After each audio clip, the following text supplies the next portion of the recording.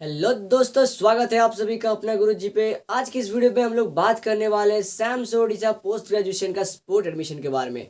तो शुरू करते हैं वीडियो बिना कोई रोक टोक के। तो दोस्तों, जो सैम्स ओडिशा का पोस्ट ग्रेजुएशन का जो एग्जामिनेशन हुआ था, एंट्रेंस एग्जामिनेशन सीपीटी, तो उसके रिगार्डिंग उसको जो जो अपेयर किए थे, उसके बाद जो मेरिट लिस्ट आया था उसके हिसाब से आप काउंसलिंग किए थे और आपका चॉइस फिलिंग किए थे। फिर उसका फर्स्ट राउंड गया और सेकेंड राउंड सिलेक्शन भी हो चुका है। तो जितने भी सारे universities and autonomous colleges Orissa के अंदर है, उसमें जितने भी सारे वैकेंट सीट्स है उसका भी लिस्ट आ चुका है एंड स्पोर्ट एडमिशन के लिए भी डेट दिया जा चुका है। तो शुरू करते हैं वीडियो बिना कोई रोक टोक के। तो जो हमारा सैम्स उड़ीसा का जो इंफॉर्मेशन के अनुसार हमारा जो सीट वैकेंसी लिस्ट है वो आज 12 तारीख मतलब 12 नवंबर दोपहर के 2 बजे में लिस्ट निकल चुका है। और उसमें आपको मिल जाएगा कि कौन कौन से कॉलेजेस, कौन कौन से यूनिवर्सिटीज़ में, कौन कौन से सब्जेक्ट्स में कितने कितने सीट वैकेंसीज है। उसी हिसाब से आप स्पोर्ट एडमिशन के लिए अप्लाई कर सकते हैं। तो इस वीडियो में आपको बताने वाला हूँ कि स्पोर्ट एडमिशन का प्रोसेस कैसा होता है और आपको क्या क्या चीज़ों के ऊपर ध्यान देना पड़ेगा ताकि आपका एडमिशन कन्फर्मेशन हो जाए। जिस जिस स्टूडेंट्स का जो ग्रेजुएशन कंप्लीट करके पोस्ट ग्रेजुएशन के लिए अप्लाई किए थे, जिन जिन का एडमिशन नहीं हुआ है वो निराश ना हो, क्योंकि जितने भी सारे सीट वैकेंसीज है और जितने सारे कटअप गए हैं ये आप सुनेंगे तो आपका होश उड़ जाएगा और आपका मन भी खुशी से नाचने लगेगा, क्योंकि आपका भी एडमिशन का चांसेस 95 से 100% तक का कंफर्मेशन है अगर आप इस हिसाब से फॉलो करते जाए तो वीडियो के एंड तक अच्छे से देखते रहिए ताकि आपको कोई भी इंफॉर्मेशन छूट ना जाए। तो देखिए वीडियो में हम लोग सबसे पहले क्या देखेंगे, सीट वैकेंसी लिस्ट जो 12 नवंबर को दोपहर के 2 बजे आपका सीट वैकेंसी लिस्ट निकल चुका है। इसका वीडियो का डिस्क्रिप्शन में आप जाएंगे तो आपको एक लिंक मिलेगा, उस लिंक में आप क्लिक करते हैं और डायरेक्ट पहुंच जाएंगे सैम्स ओडिशा का वैकेंसी लिस्ट का इन्फॉर्मेशन में। और आप वहां पे कॉलेज या यूनिवर्सिटी का नेम डाल के फिर शो बटन में क्लिक करेंगे तो आपको सिंपली उस यूनिवर्सिटी या उस पर्टिकुलर ऑटोनोमस कॉलेज में कौन कौन से सब्जेक्ट में कितने कितने सीट वैकेंसीज है ये आपको मिल जाएगा। और मैं बताऊंगा कौन कौन से कॉलेज में कितने कट ऑफ गया है सेकंड सिलेक्शन में, ताकि आपका स्पोर्ट एडमिशन में आपका एडमिशन कंफर्मेशन हो जाए। उसके बाद आप 12 नवंबर मतलब 12 नवंबर 2 बजे के बाद आप सीट वैकेंसी कितना चेक करने के बाद आपको क्या करना पड़ेगा, चॉइस फिलिंग करना पड़ेगा। अभी चॉइस फिलिंग कैसे करेंगे, आप जैसे फर्स्ट राउंड में जैसे फर्स्ट सिलेक्शन जैसे आप एंट्रेंस में मेरिट लिस्ट में आपका नाम आने के बाद, प्रोविजनल मेरिट लिस्ट आने के बाद आप जैसे चॉइस फिलिंग किए थे तो यहाँ पे आप अपने लॉगिन आईडी में लॉगिन करने जाओगे तो वहाँ पे नो रिकॉर्ड्स फाउंड दिखाएगा। तो आपको क्या करना है, फिर से आपको फ्रेश एप्लीकेंट के हिसाब से आपको डाल सकते हैं और वहाँ पे फ्रेश चॉइस फिलिंग कर सकते हैं। मतलब प्रीवियसली जो आप फर्स्ट सिलेक्शन में जो चॉइस फिलिंग किए थे वो सब वो नहीं रहेगा, आपको फिर से क्या करना पड़ेगा, फ्रेश चॉइस फिलिंग दे सकते हैं। और आपका जो चॉइस फिलिंग स्टार्ट हुआ कब से, 17 तारीख से। आप 17 नवंबर से आपका चॉइस फिलिंग स्टार्ट होने वाला है और 21 नवंबर को चॉइस फिलिंग खत्म होने वाला है। तो आपके पास ये 12 नवंबर से 17 नवंबर का टाइम मिल गया है कि आप उसके अंदर चेक करके आपको पर्टिकुलरली किस किस यूनिवर्सिटीज या ऑटोनोमस कॉलेज में आपका स्पोर्ट एडमिशन में अप्लाई करना है वो आप इन दिनों के अंदर डिसीजन ले सकते हैं। और फिर क्या होगा, आप चॉइस फिलिंग के बाद आपका डॉक्यूमेंट वेरिफिकेशन होगा। ये स्पोर्ट एडमिशन के सबसे इंपॉर्टेंट चीज़ें हैं। जो स्टूडेंट्स होते हैं वो क्या करते हैं, मेनली जो चॉइस फिलिंग कर देते हैं लेकिन उनको पता नहीं होता है कि रेस्पेक्टिव जो यूनिवर्सिटीज़ या ऑटोनोमस कॉलेज में वो लोग चॉइस फिलिंग किए हुए हैं, जहाँ पे उन लोगों का जहाँ जहाँ पे एडमिशन लेने का चॉइस दिए हैं वहाँ पे जाके क्या करना पड़ता है, डॉक्यूमेंट्स वेरिफिकेशन पड़ता है। खुद जाके उस कॉलेज में अपने डॉक्यूमेंट्स के साथ उस कॉलेज में सबमिट करके आना पड़ता है। वहाँ पे एक तो स्पोर्ट एडमिशन का एक फॉर्म भी सबमिट करना पड़ता है, एप्लीकेशन के जैसा रहेगा।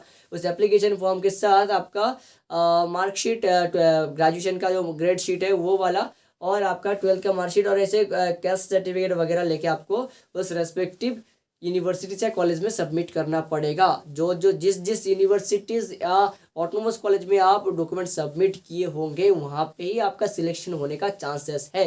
अदरवाइज आप बस ऑनलाइन बस क्या कर दिए, चॉइस फिलिंग कर दिए और जाके ऑफलाइन उस रेस्पेक्टिव ऑटोनोमस कॉलेज या यूनिवर्सिटीज़ में आकर डॉक्यूमेंट वेरिफिकेशन नहीं किए हैं तो आप उसको उस यूनिवर्सिटीज़ या कॉलेज में आपका एडमिशन मिलने का चांसेस बिल्कुल भी नहीं है। तो ये चीज़ ध्यान दें। अगर आप चॉइस फिलिंग करने के बाद रेस्पेक्टिव यूनिवर्सिटीज या कॉलेज में जाकर डॉक्यूमेंट वेरिफिकेशन नहीं करते, सबमिट नहीं करते, तो आपका चांसेस नहीं है एडमिशन होने का। तो ये चीज़ को ध्यान में रखें। तो उसके बाद सिलेक्टेड स्टूडेंट का लिस्ट कब आएगा? 24 नवंबर को आपका सिलेक्टेड स्टूडेंट का लिस्ट आएगा। फर्दर उसके बाद इंटीमेशन लेटर आप डाउनलोड कर सकते हैं जिसका सिलेक्शन हुआ होगा। तो ध्यान दिए आप जिस ऐसा है कि आप जिस चॉइस फिलिंग करोगे, आप 3 या 4 चॉइस फिलिंग कर दिए मान लीजिए, तो आपको क्या करना पड़ेगा, जिस चॉइस फिलिंग में आप दिए होंगे अगर उसी यूनिवर्सिटीज़ या ऑटोनोमस कॉलेज में जाके डॉक्यूमेंट्स वेरिफिकेशन करते हैं, वहाँ पे सबमिट करते हैं, तो ही आपको उसी के अंदर सिलेक्शन होने का चांसेस है। तो ये दिक्कत रहता है कि स्पोर्ट एडमिशन आप जितने भी सारे ऑटोनोमस कॉलेज या यूनिवर्सिटीज़ है उसमें एक में जाके आप सबमिट नहीं कर सकते। तो आपको क्या करना पड़ेगा, ध्यान में रखना पड़ेगा कि आपका परसेंटेज कितना है, आपका CPT का जो एंट्रेंस है उसका कट ऑफ आपका मार्क कितना आया था, उसी हिसाब से, और वो जो कॉलेज है यूनिवर्सिटीज़ है उसका सेकेंड राउंड में कितना गया है कट ऑफ, उसको देख के आपको डालना पड़ेगा। अभी किस्मत अच्छा होगा तो आपका बहुत कम परसेंटेज कम मार्क में भी आपको क्या मिल सकता है, अच्छे यूनिवर्सिटीज़ में एडमिशन मिल सकता है। बस कुछ चीज़ों को ध्यान में रखना पड़ेगा और किस्मत का साथ देना पड़ेगा, क्योंकि स्पोर्ट एडमिशन वो किस्मत के ऊपर बहुत डिपेंड करता है। ठीक है, तो आप लोग अगर मेरे वीडियो के डिस्क्रिप्शन में जाएंगे तो आपको लिंक मिलेगा, उस लिंक के सहारे आप सीधा क्या कर सकते हैं, कौन कौन से यूनिवर्सिटीज़ में कितने कितने सीट वैकेंट्स है उसके बारे में जान सकते हैं। ठीक है, तो मैं इस वीडियो में मैं आपको फिजिक्स का कौन कौन सी यूनिवर्सिटीज़ में कितने कितने सीट्स हैं सबके बारे में डिटेल्स बताने वाला हूँ। जैसे कि देखिए, आप बरहमपुर यूनिवर्सिटी, ओडिशा जो बरहमपुर यूनिवर्सिटी है उसमें देखेंगे तो उसमें फिजिक्स का सेकेंड राउंड खत्म होने के बाद भी 700 फिजिक्स का सीट खाली है। पोस्ट ग्रेजुएशन इन फिजिक्स में 7 सीट खाली है। फिर आप देखेंगे अगर फकीरमोहन यूनिवर्सिटी में, वहाँ पे 5 सीट खाली है।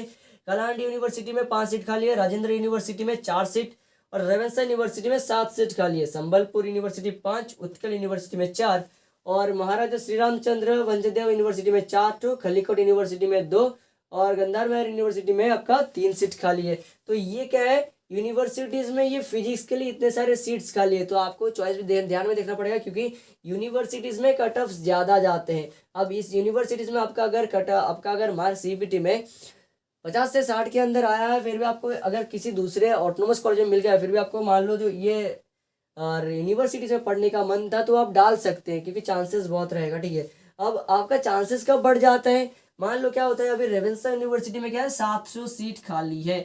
अगर स्पोर्ट एडमिशन में बहुत सारे बच्चे क्या कर देते हैं, उनको पता नहीं होता है कि जाके ऑफलाइन डॉक्यूमेंट्स वेरिफिकेशन करना पड़ता है, वहाँ पे सबमिट करना पड़ता है, उन्हीं का सिलेक्शन होता है। तो ज़्यादातर बच्चे क्या करते हैं, ऑनलाइन सबमिशन कर देते हैं। अब स्पोर्ट एडमिशन क्या होता है, लोकलिटी का स्टूडेंट्स ज़्यादा आते हैं, जो पास में रहते हैं वो जाके सबमिट करके आते हैं, तो उन्हीं के अंदर सिलेक्शन होने का सिलेक्शन रेट ज़्यादा रहता है। ठीक है, तो आप अगर जाके वहाँ पे ऑफलाइन भी जाके डाल के आते हैं, मान लीजिए फिजिक्स में 700 सीट खाली है, तो इसके अंदर कोई डाला मतलब मान लो 4 जन डाले, आपका मार्क बहुत ही कम था, मान लो आपका CPT का एंट्रेंस में 23 या 25 23 या 25 30 के अंदर भी आया है। ठीक है, अगर कोई स्टूडेंट्स यहाँ पे डाला नहीं होगा तो आपका चांसेस हो जाएगा यहाँ पे एडमिशन लेने का। आप 25 मार्क रखने के बावजूद भी यहाँ पे रेवेन्सा यूनिवर्सिटी में फिजिक्स ऑनर्स में ज्वाइन कर सकते हैं। तो ये आ गया आपका फिजिक्स ऑनर्स का यूनिवर्सिटी से। फिर क्या आता है, ऑटोनोमस कॉलेजेस जो है, ऑटोनोमस कॉलेजेस में भी बहुत सारा सीट वैकेंट्स है। इतना सारा सीट वैकेंट्स आप तो देखते टेंशन, मतलब ये तो बस फिजिक्स का है, बाकी दूसरे भी सारे जितने भी कोर्स सब्जेक्ट्स वगैरह है उसका अगर देखोगे सीट इतने सारे वैकेंट है कि आप शॉक रह जाओगे कि यार ये फर्स्ट राउंड में सेकंड राउंड में दे देने से हमको भी एडमिशन मिल जाता, इतना टेंशन नहीं करना पड़ता। लेकिन सीट बहुत सारा वैकेंसीज है, आप थोड़ा सा आपका इंटरेस्ट दोगे, थोड़ा सा फॉर्म फिलअप करके अगर ऑफलाइन जाके उसको सबमिट करके आते हो, तो आपका एडमिशन का रेट एडमिशन का चांसेस 95% से भी ज़्यादा है। अब देखोगे भद्रक ऑटोनोमस कॉलेज में देखोगे तो वहाँ पे फिजिक्स का 6 सीट खाली है। OUET भुवनेश्वर में आपका 6 सीट, फकीरमोहन ऑटोनोमस कॉलेज में बालेश्वर का वहाँ पे 4 सीट खाली है, और गवर्नमेंट ऑटोनोमस कॉलेज अंगुल का वहाँ पे 4 seat, government autonomous college Phulbani का वहाँ पे 1 सीट खाली है। यहाँ पे 1 सीट खाली है, तो मेरा मानना है आप यहाँ पे जाके सबमिट ना करें, क्योंकि यहाँ पे चांसेस बहुत ही कम है। और गवर्नमेंट ऑटोनोमस कॉलेज राउरकेला में 5 सीट है, रायगढ़ ऑटोनोमस कॉलेज में 11 सीट, उदयनाथ ऑटोनोमस कॉलेज में 12 सीट और विक्रमदेव ऑटोनोमस कॉलेज में 5 सीट। अभी देखिए यहाँ पे उदयनाथ ऑटोनोमस कॉलेज और रायगढ़ ऑटोनोमस कॉलेज में यहाँ पे 11 और 12, यहाँ पे सीट कुछ ज़्यादा ही है। लेकिन क्या रायगढ़ ऑटोनोमस के लिए सेल्फ फाइनेंसिंग है, उदयनाथ ऑटोनोमस कॉलेज का भी शायद ये सेल्फ फाइनेंस, मेरे कंफर्मेशन नहीं हूँ कंफर्म नहीं हूँ। तो यहाँ पे क्या होगा, आप यहाँ पे सेल्फ फाइनेंसिंग, अगर इसका सेल्फ फाइनेंस है लेकिन फीस ज़्यादा कुछ भी नहीं है, वही आपका इसका फीस 2 ईयर्स का आपका 40,000 आएगा, तो मतलब पर ईयर आपको 20,000 पड़ेगा सेल्फ फाइनेंसिंग में। तो आप इसमें डाल सकते हैं, इसमें थोड़ा चांसेस ज़्यादा है। तो आपको देखना पड़ेगा कि आप पहले चॉइस फिलिंग करते हो, उसके बाद उसका रेस्पेक्टिव यूनिवर्सिटी से कॉलेज में जाके अगर आप क्या करते हो, ऑफलाइन जाके सर्टिफिकेट डॉक्यूमेंट्स वेरिफिकेशन करते हो तो आपका चांसेस ज़्यादा रहते हैं। अगर वहाँ पे आपका किस्मत साथ दिया, अगर मान लो आप जिस स्ट्रीम में डाले हो, आप जिस कोर पेपर में डाले हो, वहाँ पे बहुत कम नंबर ऑफ स्टूडेंट्स डाले हैं, लेकिन तो आपका चांसेस और भी ज़्यादा बढ़ जाता है, ठीक है। तो कभी कभी क्या होता है, बहुत कम परसेंटेज वाले भी मिल जाते हैं, क्योंकि स्पोर्ट एडमिशन में बहुत सारे लोग डालते नहीं, क्योंकि ये जो ट्रैवलिंग करके जाके फिर वहाँ पे डॉक्यूमेंट्स वेरिफिकेशन करना, फिर वहाँ पे चांसेस होगा मिलेगा या नहीं मिलेगा, ठीक है। इतना दूर जाके डॉक्यूमेंट्स सबमिट करना है, ठीक है, वेरिफिकेशन करना है, फिर उसके बाद जाके सिलेक्शन होगा। इसी की वजह से बहुत सारे स्टूडेंट्स क्या करते हैं, थोड़ा लेजीनेस दिखा देते हैं और जाते नहीं है। उसके वजह से क्या होता है, जो स्टूडेंट्स थोड़ा सा इंटरेस्ट क्रिएट करके जाते हैं उनका प्रॉफिट होता है, मिल जाता है। तो ये जो विक्रम देव ऑटोनोमस कॉलेज है, इसमें 5 सीट है, तो यहाँ पे थोड़ा कंपटीशन ज़्यादा आता है, क्योंकि ये अनडिवाइडेड कोरापुट में मतलब एक ऑटोनोमस कॉलेज है, और रायगढ़ में एक तो है, यहाँ पे सेल्फ फाइनेंस ही है। और यहाँ पे आपका कोरापुट नवरंगपुर के अंदर एक ही तो ऑटोनोमस कॉलेज है, यहाँ पे फिजिक्स का है, तो यहाँ पे कुछ कंपटीशन ज़्यादा रहता है, ठीक है। यहाँ पे कट ऑफ थोड़ा ज़्यादा ही जाता है। और ये रहा आपका फिजिक्स के बारे में।